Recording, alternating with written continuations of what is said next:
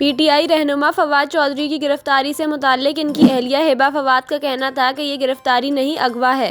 निजी मीडिया से गुफ्तगू करते हुए हिबा फवाद ने कहा कि हम इसको गिरफ्तारी नहीं कहेंगे, अगवा कहेंगे। 8 से 10 पुलिस वाले गेट खोलकर हमारे घर में घुस आए और बगैर कोई एफआईआर दिखाए फवाद को पकड़कर ले गए।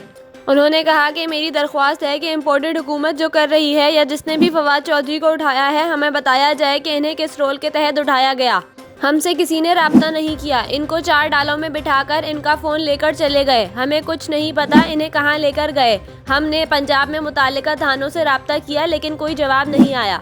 हिबा फवाद का कहना था कि ये तो सरासर अगवा है कि हम अब अपने घर में भी महफूज नहीं, लोग हमें घर में घुसकर उठाकर ले जाएंगे। किस तरह का मुल्क है, यहाँ किस तरह का कानून है। उन्होंने मजीद कहा कि मेरी चीफ जस्टिस ऑफ पाकिस्तान वजीर आजम पाकिस्तान से यही दरख्वास्त है कि बताया जाए कि फवाद चौधरी को कहाँ लेकर गए हैं या फिर इनके अगवा की एफआईआर दर्ज की जाए।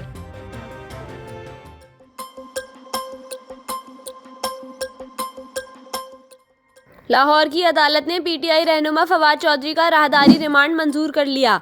पुलिस ने सख्त सिक्योरिटी में फवाद चौधरी को लाहौर की कैंट कचहरी अदालत में पेश किया, जबकि इस मौके पर उनको हथकड़ी लगाई गई थी।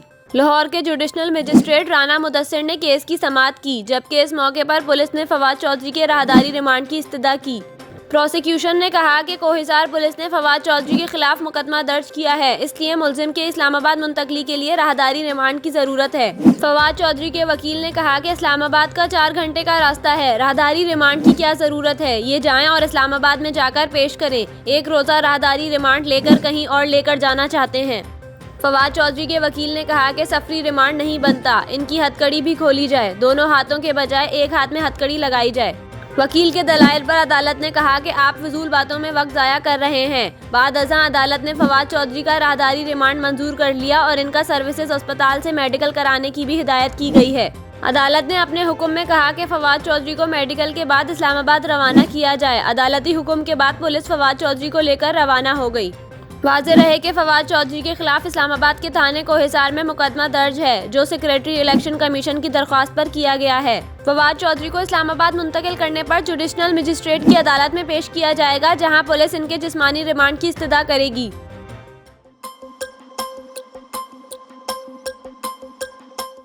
इलेक्शन कमीशन ने पाकिस्तान तहरीक इंसाफ के मजीद 43 अरकान कौमी असम्बली को डीनोटिफाई कर दिया।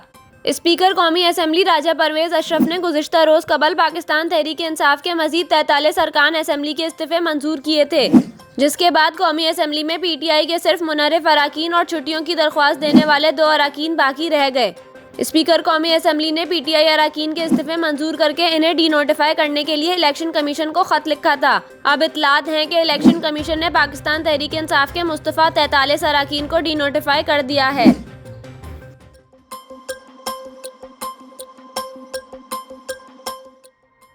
पाकिस्तान तहरीक इंसाफ पीटीआई के रहनुमा फवाद चौधरी को पुलिस ने लाहौर से गिरफ्तार कर लिया। पुलिस ने फवाद चौधरी को लाहौर के इलाके ठोकर न्याज बेग में इनकी रिहाइशगाह से गिरफ्तार किया।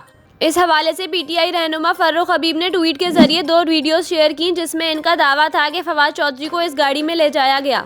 बाद अज़ां इस्लामाबाद पुलिस ने फवाद चौधरी की गिरफ्तारी की तस्दीक करते हुए बताया कि इनके खिलाफ थाना कोहिसार में सेक्रेटरी इलेक्शन कमीशन की दरख्वास्त पर मुकदमा दर्ज किया गया, जिसके मुताबिक फवाद चौधरी ने चीफ इलेक्शन कमिश्नर और मेंबरान को इनके फराइज मनसबी से रोकने के लिए डराया धमकाया। वाज़ेह रहे कि गुज़िश्ता रोज़ फवाद चौधरी ने मीडिया से गुफ्तगू में इलेक्शन कमीशन को मुंशी करार दिया था और इलेक्शन कमीशन को धमकी दी थी, ज़्यादतियों का सिला ना रुका तो इन्हें इसे अदा करना पड़ेगा। फवाद चौधरी का कहना था, पुलिस को दावत देते हैं, दम है तो इमरान खान को गिरफ्तार करे।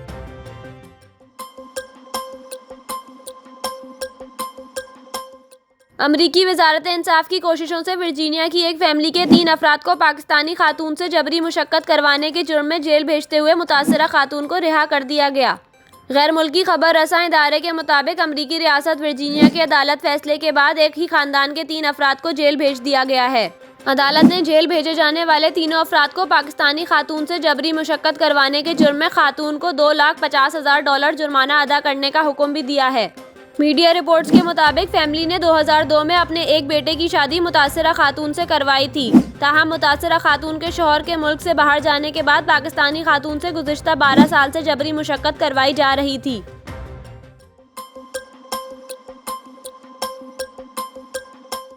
पंजाब और खैबर पख्तूनख्वा में इलेक्शन की तारीख के मामले पर इलेक्शन कमीशन ने दोनों सूबों के गवर्नर को खत भेज दिया।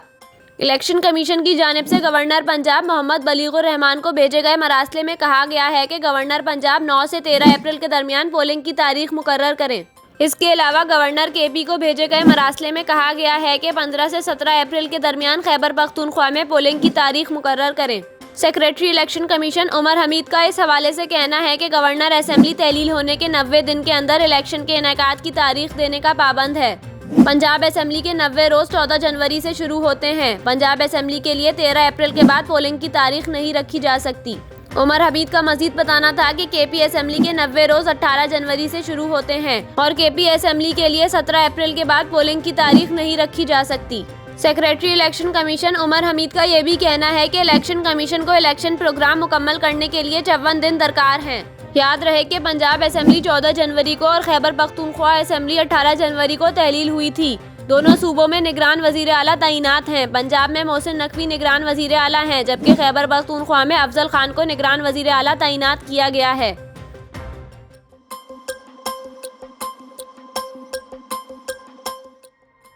पीटीआई रहनुमा हम्माद अजहर ने कहा है कि फवाद चौधरी को चोरों और दहशतगर्द की तरह उठाया गया है।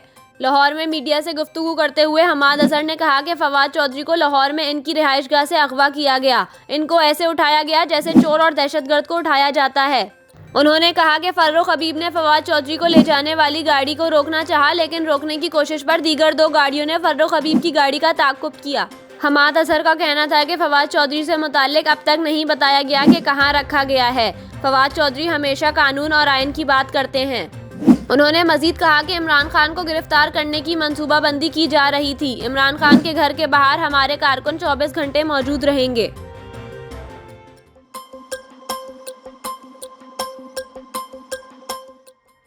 पंजाब के मैदानी इलाकों में धुंध का राज जारी है। हद्द-ए-निगाह मुतासिर होने पर कई मुकामात से मोटरवेज को ट्रैफिक के लिए बंद कर दिया गया, जबकि बलूचिस्तान के मुख्तलिफ इलाकों में पारा मुनफी 17 डिग्री सेंटीग्रेड तक गिर गया है।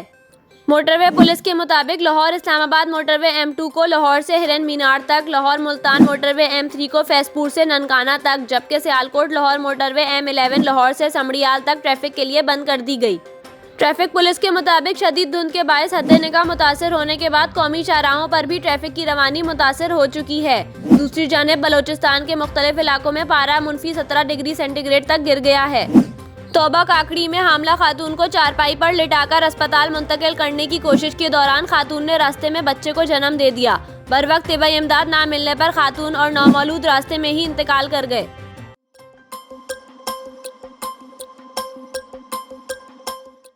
फॉरेन एक्सचेंज कंपनीज एसोसिएशन ने डॉलर रेट कैंप खत्म करने का फैसला कर लिया। डॉलर की कीमत फरोख्त 255 रुपये और कीमत खरीद 253 रुपये मुकर्रर कर दी गई।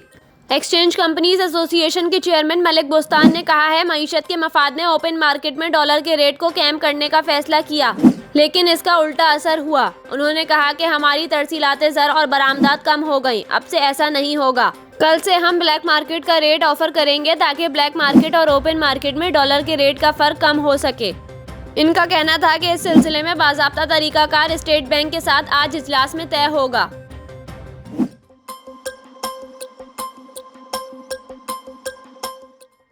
पाकिस्तान फुटबॉल फेडरेशन PFF के ज़ेरे एहतमाम खेले जाने वाले नेशनल चैलेंज कप 2023 का आगाज़ हो गया।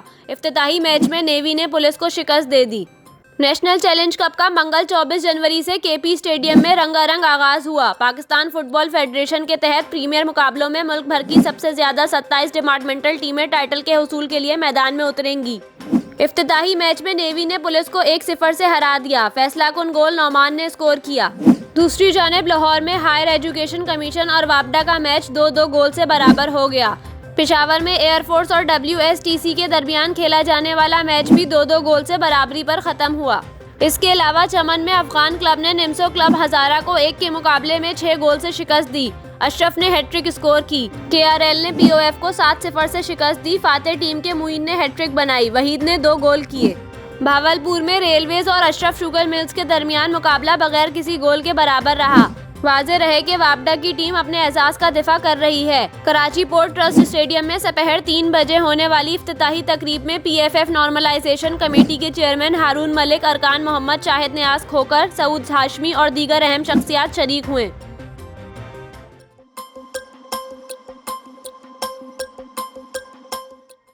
औरंगी टाउन के घर में गैस के धमाके में खातून जाँ बहक जबकि इसके शौहर समेत 5 अफराद झुलसकर जख्मी हो गए।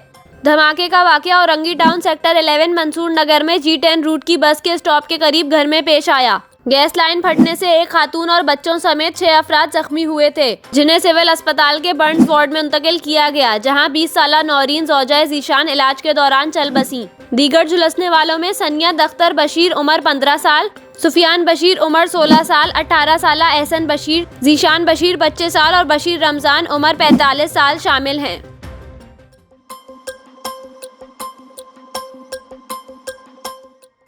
भारत में गुज़िश्ता बरस पेश आने वाले अंधोनाक वाक़े से मुतालिक चंद इंकशाफात सामने आए हैं। दिल्ली पुलिस ने मंगल के रोज़ आफ्ताब पोनेवाला के खिलाफ चार्जशीट अदालत में पेश की, जिसके बाद आफ्ताब के जुडिशनल रिमांड में 7 फरवरी तक तौसी कर दी गई।